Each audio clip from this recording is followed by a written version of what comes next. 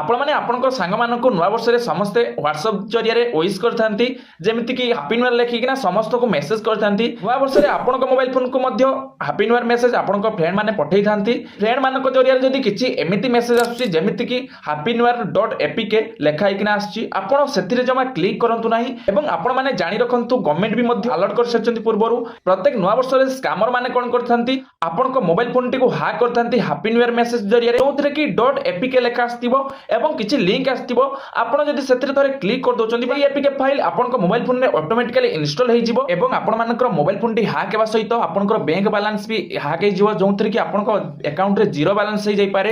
ଆପଣଙ୍କ ମୋବାଇଲ ଫୋନ୍ଟି ଆପଣଙ୍କ ହିସାବରେ ରହିବ ନାହିଁ, ଆପଣଙ୍କ ମୋବାଇଲ ଫୋନ୍ଟି ସ୍କାମର ମାନେ ହ୍ୟାକ୍ କରିସାରିଥିବେ। ତ ଆପଣମାନେ ନୂଆ ବର୍ଷରେ ଯାହା ବି ମେସେଜ ଆସିବ ଆପଣଙ୍କ ମୋବାଇଲ ଫୋନ୍କୁ ହ୍ୱାଟ୍ସଆପ୍ ଜରିଆରେ କି ଆପଣଙ୍କ ମୋବାଇଲ ଫୋନ୍ ଏସଏମଏସ୍ ଜରିଆରେ, এই নম্বরକୁ ଭଲ ଭାବରେ ଚେକ୍ କରିବେ ଆଉ ନିଜେ ଆଗେ সেই নম্বরটিକୁ ভেরিফাই କରିବେ। ଆପଣ সেই নম্বরକୁ ଜାଣିଛନ୍ତି କି ନାହିଁ ପ୍ରଥମେ ଚିହ୍ନିବେ, ତାପରେ ଯାଇ ସିନ୍ କରିବେ, ନହେଲେ ଆପଣଙ୍କ ମୋବାଇଲ ଫୋନ୍ଟି ଆପଣଙ୍କ ହିସାବରେ ରହିବ ନାହିଁ, ସମ୍ପୂର୍ଣ୍ଣ ଭାବରେ ସ୍କାମରଙ୍କ ହିସାବରେ ରହିବ।